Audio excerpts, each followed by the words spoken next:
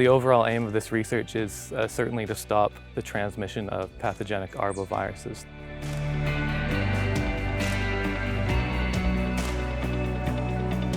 Those are viruses that are transmitted by mosquitoes. Some of these big viruses that we'd be targeting would be dengue virus is the most well-known. That's really widespread across the world, causes a whole bunch of disease in humans. When we're talking about specific viruses that are an issue in Canada, then we'd be looking at West Nile virus. And then we're also keeping an eye on what's coming up from the south. So this would be something like Zika virus, things like Rift Valley fever virus, which could be a problem.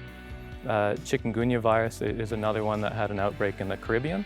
We work on viruses that are in mosquitoes that runs a gamut of those being harmless that only infect the mosquito, all the way up to viruses that cause diseases in humans and animals. So we're trying to essentially use one virus to fight another. And we'll be using the harmless viruses. If we can pre-infect those mosquitoes, that gives those mosquitoes less of a chance to become infected with and subsequently transmit the pathogenic viruses onto humans. So we're essentially trying to immunize a mosquito with a harmless virus, and that will stop transmission of the dangerous viruses. We're the only university-based laboratory that can carry out this work in Canada. We're really just trying to use the infrastructure that we have at Brock, that we have in Canada, because we're really capable of doing some high-powered research, and we want to use that for as much good as possible.